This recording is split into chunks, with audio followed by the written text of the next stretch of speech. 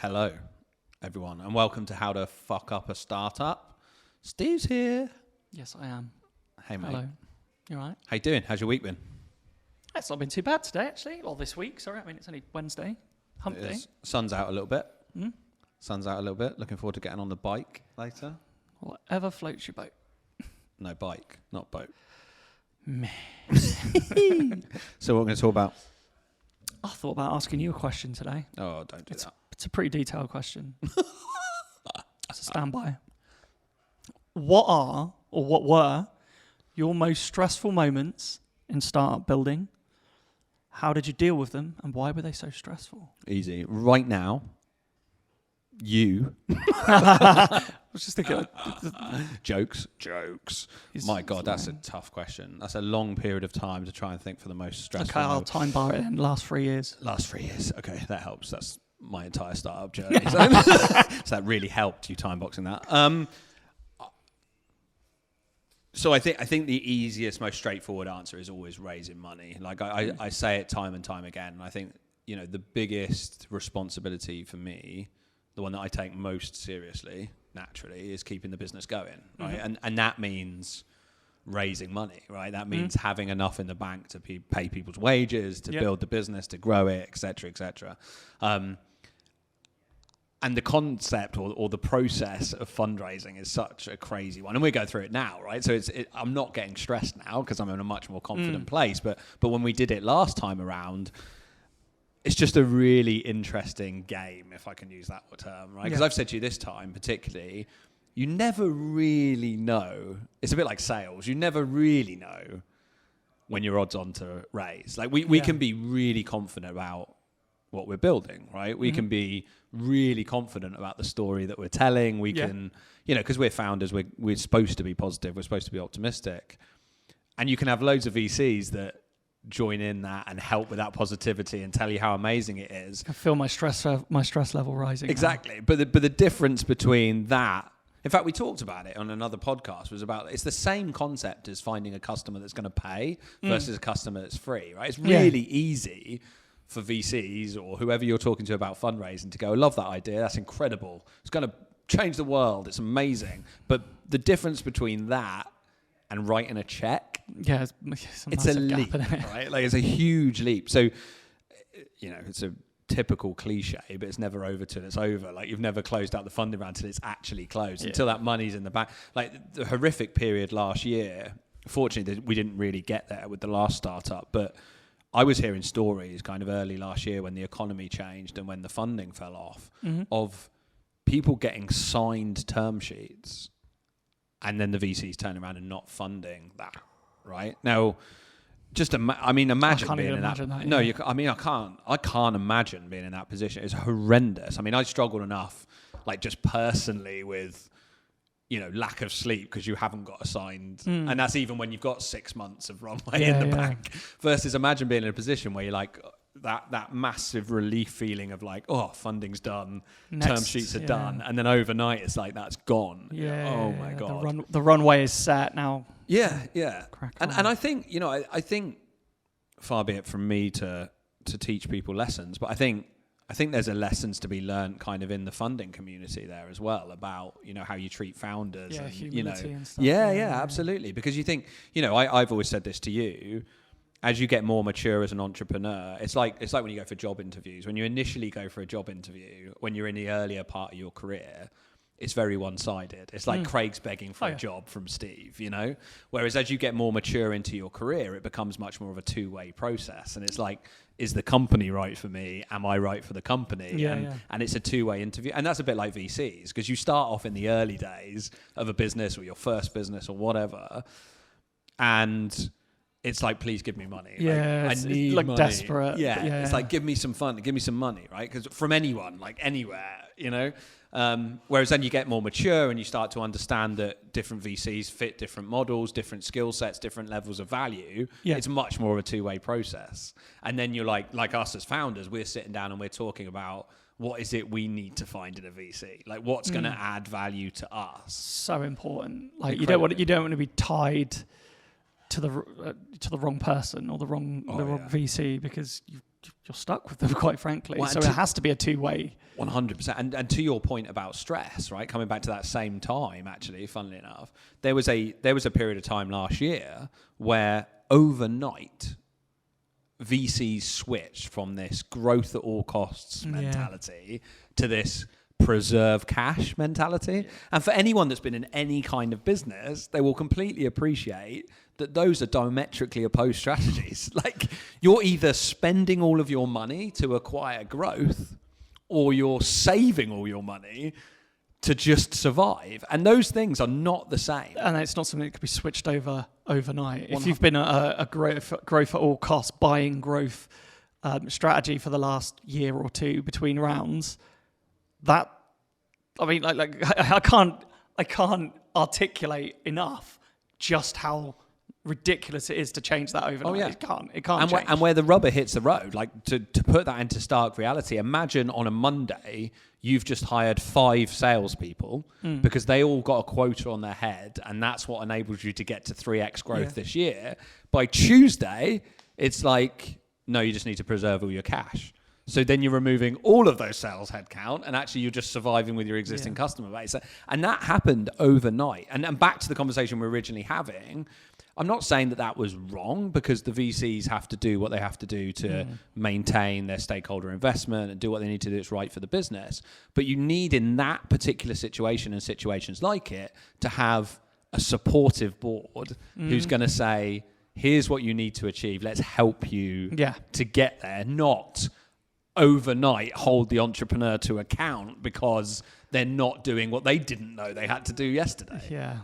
Madness. But yeah, so back to the original question, that last year was probably one of the most stressful times. But then, I mean, there's lots else. I mean, you know this. We went through a process in the last startup of having to lay people off, which is always the symptoms of that. Sorry, not the symptoms. The cause of that were the same. So it's still back to that stressful period. But actually, you know, it's just the root cause of it was I get it. It's just horrible. It's a horrible process. But then that, again, it's all lessons learned, right? And actually, if I look back on that time and I think back to it, luckily no one was, dramatically hurt. They were all incredibly talented people, so they all went off in their own way and found their own next things as that happened. But if I look back, that was not just a symptom of the economy. That was also a symptom of potentially, hiring too quickly and making different decisions earlier on. Yeah.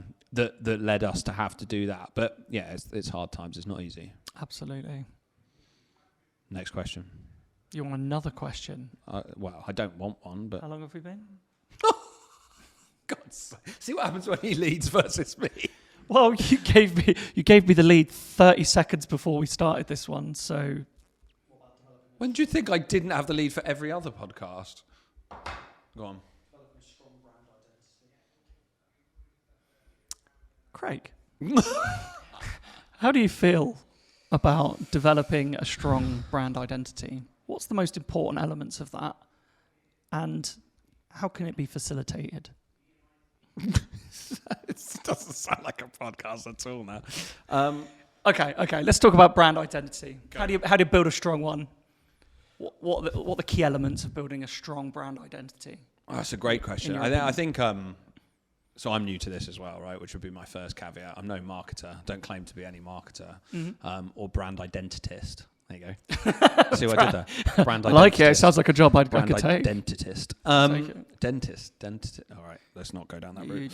You hung up a little bit on so if I think about brand, so I think number one, it's about thinking about what you want to be and who you want to appeal to more than anything, right? So I think a real world example for us would be the concept of very technical cybersecurity businesses versus a kind of SaaS founder-focused brand that we wanted to have. That knows that they need cybersecurity but doesn't necessarily know anything about cybersecurity. Absolutely. Yeah, there's a massive difference there. And you look at traditional kind of cybersecurity branding specifically, it's very... I don't even know. This vulnerability, that vulnerability. Yeah, very technical. This AI algorithm to identify behavioural changes in your employees in order to remediate automatically. Sharks with freaking laser beams. Sharks with freaking laser. It's all very technical, nuanced and focused. And actually, and this will probably go against everything that the VC funders want to hear, but actually that's because it's all been very focused around the tech, right? Which is not wrong, but what I see about our brand identity is that tech is an enabler of the business outcome, right? And ultimately, the outcome that our customers want is not to be able to say that they've got sharks with fricka laser beams or advanced AI technology. Like, they don't care. They want the outcome of being more secure or achieving compliance or speeding up their sales cycles, right? And actually, how you get them there is very much of less concern than the actual outcome itself. You know, and actually, you know, if you give someone a better way of answering security questionnaires, or you give them a better way of, you know, delivering a secure cloud environment, they don't care how it's done. Whereas when you're with these techie cybersecurity companies, you've got someone who wants to understand. Like, you've got a technical security guy who wants to understand the difference between X and Y. Whereas with our customer base, you don't. So back to the original question, I think it's all about that to begin with. It's all about understanding who you're trying to deliver it to, how you're trying to deliver that message, and what brand identity resonates in with that space, you know? And I think what our customers, when they look at, hopefully what they see when they look at Bleach, and what they'll see over time, because this is a continuous journey, we're definitely not complete yet, but I think there's a cleanliness and a kind of refreshingness about our brand, no cliches intended, that separates it from your traditional technical cybersecurity. You know, like we said, we're not focusing on how we're getting there, we're focusing on that we're getting you there, the outcome, you know, and the fact that you're gonna get more secure, you're gonna be able to demonstrate that to your customers and to your stakeholders, and I'm hoping that's what our brand resonates. I think that's the two main drivers behind what we're looking for: relief of anxiety and, you know, secure compliance. Sleep well at night, knowing that Bleach has got your back, and I think, you know, that kind of stuff is really important to our customers, and I think that's what hopefully resonates in the brand. But like I say, it's a journey. I don't think we're there yet. I think we'll continue to build on that, and I think we'll continue to see changes in the way that we look outwardly. Did I just suffer from an earthquake then? Was that? Sack the cameraman. Yeah. How do you feel? Like, you're less cybersecurity than me, right? So like I've suffered for my sins for being stuck in technical cybersecurity for 20 years. You haven't. So what do you see when you look at Bleach in comparison with other brands in the space? Other brands in the space. There are very few other brands in the specific space that we're in. But I don't have any great insights on how to build that brand. But what I do think that we could do better maybe is consistency of branding across all of our mediums. Don't say things like that. Thank you, asked me. No, okay, I meant more. So separate yourself from actually knowing what to do from a brand identity and perspective, and ignore that you know anything. Okay. And from an outward perspective, what would you want to see as a founder of a business, right? Consistency. Yeah, okay. Like, if you're... Consistency. I'd like to see consistency. I think that's really important. If your website looks different to your platform, which looks different to your emails, then you're going to have like a mixed message, and you're going to, you know, as I think human psychology tries to reason everything and put them in the same bucket. And if you've got different branding in different places, it's kind of hard to rationalize all of that. So, you know, no huge insights in how to build the brand, but I think brand consistency is really, really important. Yeah, I hear you. And I think also like the refreshing approach to it. I think, you know, our Big B. I love our Big B. You love the Big B, don't you? I like the B. I like the sparkle. I'd put the B everywhere. The B and the sparkle, I like it. Sparkling B. What should we call it? A sparkling B. The sparkling B, I think, does speak to that. I think it's clean. I think it shows what we want to be as a brand. And I think it's much more consumer orientated. Like, one of the things that I've spoken about a lot as we came into this is, because we are focused on the smaller business, the founders, the CTOs of the world, I think there's definitely elements of like B2C type marketing that we bring into what we do. You know? Absolutely. Because like for me specifically, and we've talked about this a lot, me and you, like, where will we find things that we're going to look at? Like, we might be browsing social media and something will pop up and go, oh, we're going to make your life easier in this way. Yeah. And we'll dive on and have a go, right? Absolutely. That whole B2B stroke C is really, really important, I think, because the way that we consume apps, like you've just said, the way that we consume cloud technology it's very much like that. We see something good, we perhaps do a free trial, and we work out if we like it. If we don't, we just move on. If we do, we buy it, we integrate it in some way.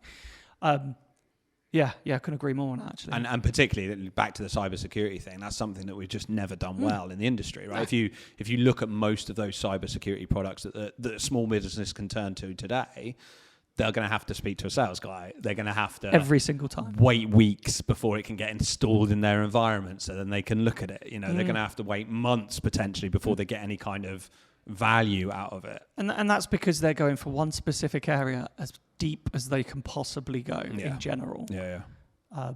Yeah. And we all know that cyber covers like a million different things. It's a bit like saying it's a bit like saying finance, right? Like or marketing even. As we've been talking about marketing, it's a bit like saying marketing is marketing, right? It's just full stop marketing. It's like going in a restaurant and saying you have to have everything on the menu, and it's all the most expensive stuff on the menu. Yeah, it is. Having 50 different things all at the same time. We've gone off at a right tangent now. I completely lost the train of thought. But I think it worked. Like, we've got editing guru over there who will He's going to fix it for us. Flex, Wrap mate. it up. So brand identity. We've talked about my stresses, which has brought back some real trauma, so I probably won't sleep tonight. Cheers, mate. That's all right, anytime.